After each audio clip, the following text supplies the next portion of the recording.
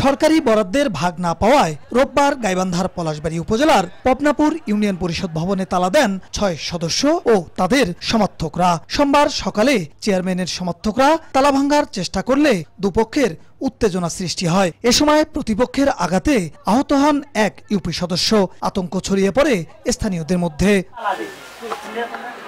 পরিষদের ৬ সদস্য ও তাদের সমর্থকদের অভিযোগ, চেয়ারম্যান উদ্দেশ্য প্রণোদিতভাবে তাদের এলাকা উন্নয়ন বঞ্চিত করছেন। দীর্ঘদিন ধরে ৬টি ওয়ার্ডে কোনো সরকারি বরাদ্দ মিলছে না। বিষয়টি বিভিন্ন দপ্তরে জানানো হলেও কোনো ব্যবস্থা নেয়নি কর্তৃপক্ষ।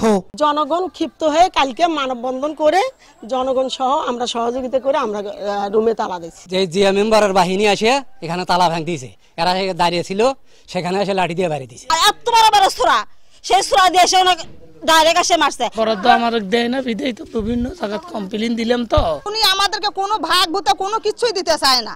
দুপক্ষের দ্বন্দ্বে দীর্ঘদিন ধরে নাগরিক সুবিধা বঞ্চিত বাসিন্দারা। সংঘর্ষের ভয়ে আতঙ্কিত তারা। যে কোনো বিষয়ে আসি এখানে অনেক দীর্ঘদিন ঘোরা লাগে। এরকম ভোগান্তির কারণে তো মানুষ বিরক্ত হয়ে বাড়ি চলে যাচ্ছে। আর দিন কামাই করে বইতে কখন আর মিছিল হবি না হবি সে পর্যন্ত আর বসেই থাকা নাকি। বিষয়টি থানায় জানানো হয়েছে বলে জানান চেয়ারম্যান। এই অনুসারের সঙ্গে আবার আমি কথা বললাম, কথা বলে বললো যে যেহেতু ওটা তো তালা সরকারি অফিস দিতে পারে না, ওটা জনগণের সম্পদ, তো সেটা আমি জনগণকে বলি। জনগণকে বলার পরে জনগণ আসে আজকে তালা খোলে।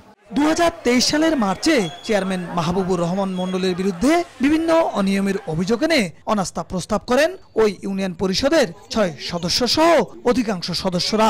অভিযোগ প্রমাণ হওয়ায় স্থানীয় সরকার বিভাগ তাকে পদ থেকে বরখাস্ত করে। পরে উচ্চ আদালতে আপিল করলে চলতি বছরের ১৮ ফেব্রুয়ারি আদালতের আদেশে শপথে ফেরেন তিনি। বিপ্লব ইসলাম, সময় সংবাদ, গাইবান্ধা।